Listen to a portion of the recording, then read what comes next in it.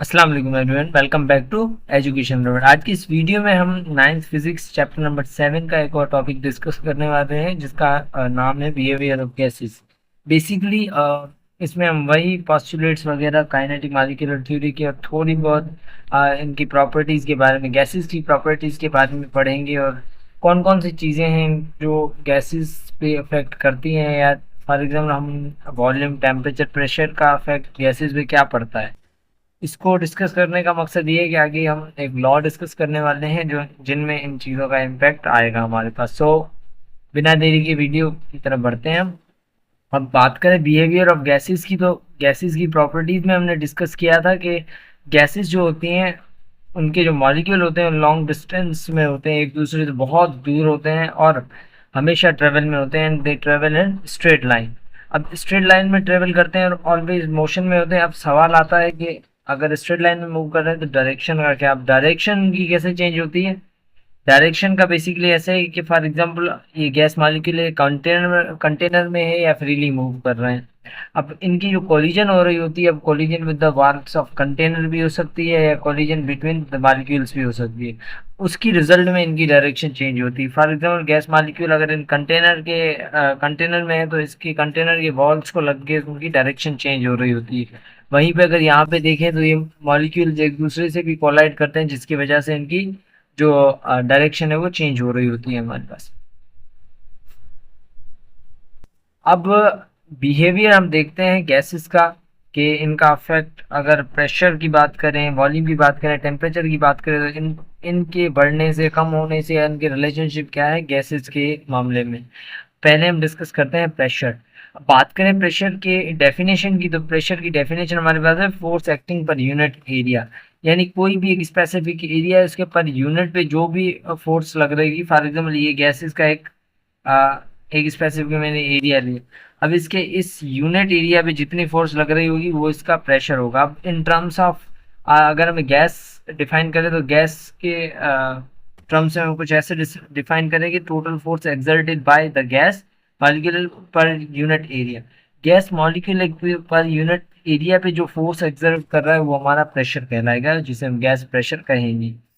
अब हम रिलेशनशिप में देखें तो हमारे पास गैस के मॉलिक्यूल्स होते हैं। अब उनका रिलेशनशिप क्या है प्रेशर के साथ। तो प्रेशर का रिलेशनशिप नंबर ऑफ मॉलिक्यूल से डायरेक्टली प्रोपोर्शनल है। यानी अगर नंबर ऑफ मॉलिक्यूल बढ़ते हैं तो हमारा प्रेशर भी बढ़ जाएगा।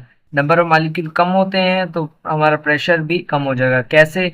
फॉर एग्जाम्पल यहाँ पे दो मॉलिक्यूल है तो उनके कोलिजन में क्या होगा, डबल प्रेशर आएगा। ठीक है। अब दो मॉलिक्यूल एक दूसरे से कोलाइड कर रहे हैं तो प्रेशर एक्सर्ट हुआ थोड़ा बहुत। अब वहाँ पे अगर हम नंबर ऑफ मॉलिक्यूल्स को बढ़ा दें तो कोलिजन भी उसी हिसाब से बढ़ जाएंगी। या नंबर ऑफ मॉलिक्यूल ज़्यादा होंगे तो ज़्यादा कोलिजन होगी, ज़्यादा कोलिजन होगी तो ज़्यादा प्रेशर एक्सर्ट होगा। तो इसी हिसाब से हमारे पास जो प्रेशर और नंबर ऑफ मॉलिक्यूल्स के बीच में रिलेशनशिप है वो है डायरेक्ट रिलेशनशिप। यहाँ पे हम कह सकते हैं नंबर ऑफ मॉलिक्यूल्स डबल तो collision also double, pressure get double. अब कोलिजन अगर डबल हुई तो प्रेशर भी डबल हो जाएगा, क्योंकि कोलिजन की वजह से ही प्रेशर बढ़ रहा होता है हमारे पास।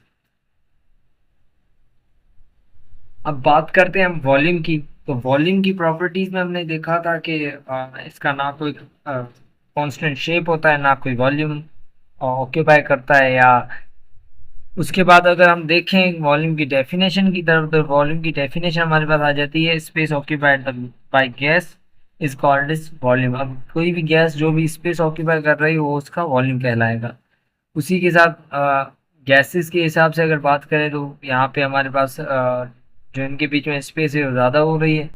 अब वॉल्यूम का जो है अफेक्ट क्या पड़ रहा है गैसेस का वॉल्यूम कम या ज़्यादा करने की बात आए तो हम कैसे करेंगे। अब जो प्रेशर होता है, प्रेशर इनवर्सली प्रोपोर्शनल होता है वॉल्यूम की। यानी जितना प्रेशर ज़्यादा होगा उतना वॉल्यूम कम होगा, और जितना प्रेशर कम होगा उतना वॉल्यूम ज़्यादा होगा। यही चीज़ हम अगर यहाँ पे समझे, फॉर एग्जांपल इस कंटेनर पिस्टन पे लोड रखा हुआ है और इसका ये वॉल्यूम है हमारे पास करंटली, जिसे मैं V1 कह दूँ। अब इसी कंटेनर के ऊपर अगर मैं लोड हटा दूँ तो यहाँ पे अगर हम बात करें प्रेशर की, तो प्रेशर होगा ज़्यादा, क्योंकि हमारे पास पिस्टन है वो बहुत नीचे है, गैस मॉलिक्यूल के बीच में वॉल्यूम कम है, यानी यहाँ पे प्रेशर होगा ज़्यादा।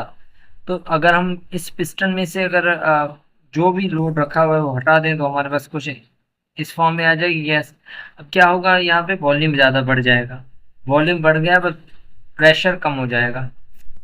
यानी इसी हिसाब से हम कह सकते हैं कि पिस्टन को हटाने से हमारे पास जो वॉल्यूम है वो तो बढ़ गया पर प्रेशर कम हो गया। तो इसी हिसाब से रिलेशनशिप कहता है कि pressure inversely proportional to the volume, यानी प्रेशर बढ़ा तो वॉल्यूम कम होगा, प्रेशर कम हुआ तो वॉल्यूम ज़्यादा हो जाएगा। Volume can only be increase or decrease by reducing the load on the piston. अब आती है बात, last but not the least is the temperature. अब टेम्परेचर का इफेक्ट कैसे पड़ता है गैस पे और क्या पड़ता है। फॉर एग्जांपल बात करें डेफिनेशन की, तो टेम्परेचर हमारे पास होता है average translational kinetic energy of the molecule. Molecule की जो एवरेज काइनेटिक एनर्जी होती है वो हमारे पास उसका टेम्परेचर कहलाता है। फॉर एग्जांपल ये हमारे पास एक गैस कंटेनर, इसे हम हीट करें तो इसकी इस मॉलिक्यूल की जो काइनेटिक एनर्जी वो बढ़ जाएगी, क्योंकि इस हीट से उन्हें एनर्जी मिली कि एनर्जी के रिजल्ट में क्या होगा, काइनेटिक एनर्जी बढ़ जाएगी। काइनेटिक एनर्जी, तो इस हिसाब से हम कह सकते हैं कि हम यहाँ पे जितना टेम्परेचर बढ़ा है उतनी इनकी काइनेटिक एनर्जी में इंक्रीमेंट आएगा। तो टेम्परेचर जो होगा वो डायरेक्टली प्रोपोर्शनल होगा kinetic energy of the gases की। ये हम कह सकते हैं फ्रॉम दिस। अब वहीं पे अगर हम देखें यहाँ पे, अगर इसी कंटेनर या इसी मॉलिक्यूल्स को कूल किया जाए तो हमारे पास काइनेटिक एनर्जी रिड्यूस हो जाती है, यानी टेम्परेचर कम हुआ तो हमारे पास काइनेटिक एनर्जी भी रिड्यूस हुई, यानी दोनों में डायरेक्टली प्रोपोर्शनल या डायरेक्ट रिलेशनशिप है। अब हमारे पास इस रिजल्ट में क्या होगा, यहाँ पे हमारे पास क्या होगा, गैस मॉलिक्यूल के बीच में काइनेटिक एनर्जी बढ़ी तो गैस मॉलिक्यूल एक फॉर्म से दूसरी फॉर्म में कन्वर्ट हो जाएंगी अगर हमने स्पेसिफिक अमाउंट ऑफ हीट से ज़्यादा हीट प्रोवाइड की। वहीं पे काइनेटिक एनर्जी भी फिर कम हो जाए और ज़्यादा हो जाएगी और गैस एवापोरेट हो जाएगी। वहीं पे अगर कूल करें तो हमारे पास काइनेटिक एनर्जी कम होगी मॉलिक्यूल की, और मॉलिक्यूल के बीच में अट्रैक्टिव फोर्सेस ज़्यादा वो बिल्डअप होना शुरू हो जाएंगी। यहाँ पे अट्रैक्टिव फोर्सेस कम होना शुरू हो जाएंगी क्योंकि काइनेटिक एनर्जी बढ़ गई और वो रेस्ट में नहीं रहेंगी हमारे पास। तो ये था आज का लेक्चर, होप्स आपको समझ आया होगा। और आपको कोई भी क्वेश्चन आ तो कमेंट बॉक्स में पूछ सकते हैं। तब तक के लिए अल्लाह हाफिज़।